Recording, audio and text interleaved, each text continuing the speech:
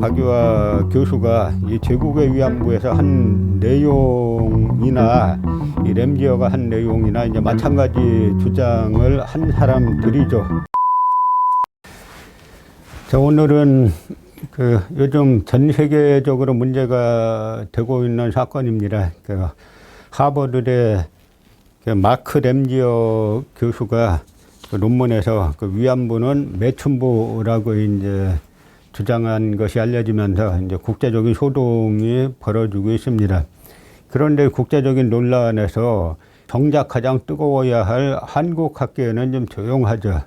그래서 우리는 이 사건을 바라볼 때 단순히 마크 램지어 교수 한 사람의 이 돌출 행동으로 바라봐서는 안 된다는 거죠. 이 거대한 구조가 있습니다. 그래서 항상 그 구조를 전반적으로 이제 살펴봐야 왜 이제 이 사람이 이런 주장을 했고 이런 논문을 쓸 수 있는지 그 배경이 나올 수 있다는 겁니다.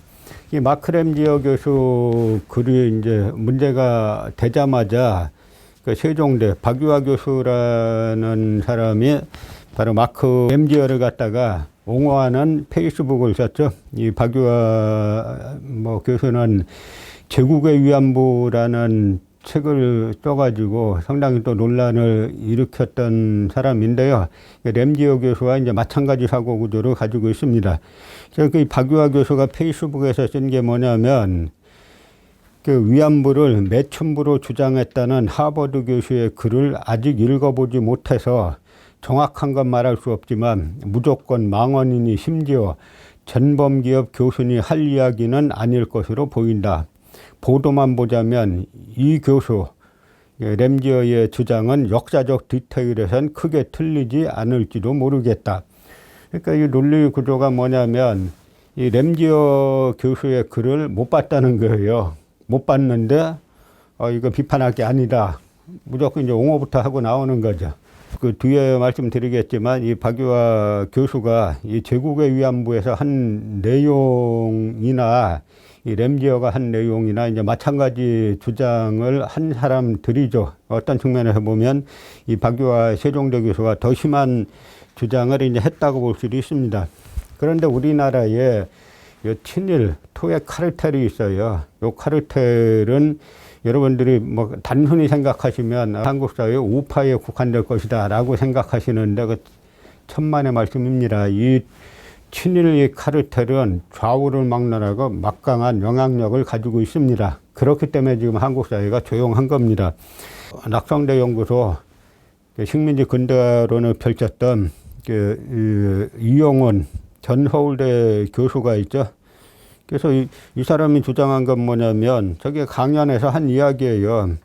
위안부는 기본적으로 다시 한번 말씀드립니다만 자신의 의지와 선택에 따라 행해지는 위안부 자신의 소규모 영업이었습니다. 위안부가 장사했다는 거죠. 자기 몸을 가지고. 제가 전에도 한번 말씀드렸는데요. 위안부란 용어 자체가 잘못된 용어죠. 정확한 명칭은 뭐냐면 일본군 집단 성폭행 피해자 이렇게 부르면은 명실상부한 용어가 되는 거죠. 또 이용훈 이 사람의 논리는 제가 말을 하나만 바꾸면 아주 쉽게 이해가 될 거예요. 이 위안부란 말을 매국으로 바꾸면은 딱 맞습니다. 뭐라고 바꾸면 되냐면 이용훈 교수에게 그대로 들려주면 매국은 기본적으로 다시 한번 말씀드립니다만 자신의 의지와 선택에 따라 행해지는 매국노 자신의 대규모 영업이었습니다. 이렇게 하면 딱 맞죠? 여기 류석춘 연대 교수. 이 교수는 이제 국내에 있는 일본 구구파 재단, 사사카와 재단, 국내에 연대 내에 이 재단이 있는데 이 재단에서 중요한 역할을 한 사람이죠. 이 사람이 한 얘기는 뭐냐면 강의 시간에 하는 이야기에 학생들에게 직접적인 가해자가 일본이 아니라니까요. 매춘의 일종이라니까요. 궁금하면 한번 학생이 해볼래요? 그러니까 이 사람들은 일본군 집단 성폭행 피해자가 그냥 매춘했다고 지금 우기는 겁니다. 그러니까 이제 외형은 비록 한국인의 몸을 타고 있지만 실제 속마음이 어떤지는 우리가 미루어 짐작할 수 있는 거죠. 그런데 이런 상황들이 계속 이제 벌어지는 구조가 있어요. 이제 그 구조는 물론 그 일본 구구 세력이 다시 이제 부상을 하면서 이들이 국가 권력을 장악하고, 그리고 국가의 돈과 일본의 이제 민간의 돈이 한국은 물론 전 세계에 뿌려지면서 이런 현상들이 광범위하게 이제 일어나는 겁니다. 한마디로 친일 행위하는 것이 과거뿐만 아니라 지금도 돈이 되는 장사가 되는 거죠. 그 대표적인 이제 민간 조직이 사사카와 재단이라는 거죠. 아까 류석춘 이 연대 교수, 이 류 교수가 국내에 있는 사사카 재단의 중요한 역할을 했던 사람이죠. 그래서 이들은 국가에서는 일본의 문부성이 있고, 이 민간에서는 이 사사카 재단이 대표적인데, 이거 외에도 뭐 도요다 재단이라든지 뭐 여러 쪽 한국의 이런 이제 매국 세력들에게, 친일 매국 세력에게 돈을 대주는 여러 곳이 있죠.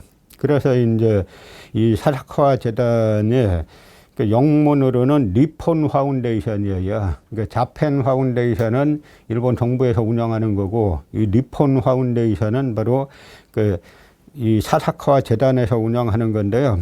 이 사사카와 류이치라는 인물은 2차 세계대전 이후에 A급 전범으로 처벌받았던 인물이죠. 원래는 이 A급 전범들은 다 사형당해야 되는데, 당시 이제 미국의 동아시아 정책이 중국의 국공내전에서 장개석의 국민당이 이길 것을 전제로 짰습니다. 그래서 중국을 반공의 보루로 삼고 일본을 철저하게 민주적으로 개혁한다. 뭐 이렇게 국무성에서 2차 세계대전 이후에 동아시아 정책을 짰다가 예상을 띄웠고, 이제 모택동의 공산당이 승리를 하니까 반공의 보루를 일본으로 이제 바꾸면서 일본의 감옥에 갇혀 있던 A급 전범들을 대거 석방시키고, 그다음에 이들에게 내렸던 공직 추방령을 다 해제하면서 이런 인물들이 일본 사회를 다시 이제 장악을 하게 됐죠. 그래서 현재 일본은 사실 일당 독재 국가예요. 물론 이제 선거는 치르지만 선거 치러봐야 이 자민당이 다 장악하고 있기 때문에 일당 독재 국가라고 봐도 과언이 아니죠. 그래서 이 A급 전범인 사사카 류이치가 막단히 이제 돈을 벌어서 경정사업, 모닥보드하는 경정사업으로 막대한 돈을 벌어가지고 만든 게 사사카 재단인데, 이들이 주로 주장하는 것이 위안부는 자발적이었다, 매춘이었다, 이런 주장하고, 그 다음에 독도는 일본령이었다, 이런 주장하고, 남경 대학살은 없었다, 이제 이런 주장들을 펼치는 그런 이제 조직인데요. 국내의 이 조직이 지금 막강한 영향력을 행사하고 있습니다. 그런데 이들은 이제 마크 램지어 교수가 미쓰비시에서 돈 받잖아요. 미쓰비시뿐만 아니라 최근에는 이제 일본 정부하고도 관련이 있다라는 이제 증거들이 나오기 시작하죠. 그래서 일본인들이 이 돈을 뿌리면서 가장 신경 썼던 두 나라가 한국하고 미국입니다. 물론 유럽 쪽에도 이제 돈을 뿌리긴 뿌렸습니다만 가장 신경 쓰는 나라가 한국하고 미국이에요. 그래서 한국은 뭐 말씀드린 것처럼 사사카 재단의 국내 지부라고 할 수 있는 곳이 지금도 연해대 내에 버젓이 있죠. 그리고 이들은 이제 사사카와 뭐 평화재단 이사장 이렇게 해가지고 데니스 블레어라는 전 미 국가 정보국, 이 정보국은 뭐 CIA니 여러 이제 미국의 16개 정보기관을 총괄하는 국장 출신인데, 이 인물을 갖다가 일본 사사카 평화재단 이사장으로 영입을 했죠. 그래서 이 데니스 블레어 전 국장이 일본 구구파 입장을 대변해서 말을 하는 겁니다. 그 대표적인 말이 뭐냐면, 일본이 과거 끔찍한 일을 저질렀지만 한국도 베트남전 때 아주 무자비했다.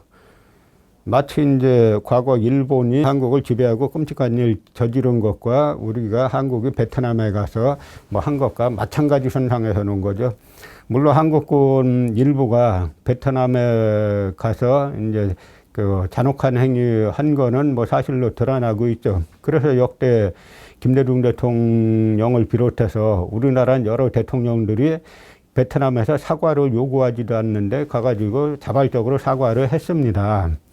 그런데 일본은 지금 그걸 안 하기 때문에 계속 문제가 되는 거잖아요. 그러니까 일본군 집단 성폭행 피해자, 그 위안부 할머니들이 요구하는 거는 돈이 아니라 일본이 정부 차원에서 사과를 해라라고 하는 건데 일본이 안 하는 겁니다. 이걸 갖다 마치 베트남전하고 같이 놓고 희석시키는 거죠.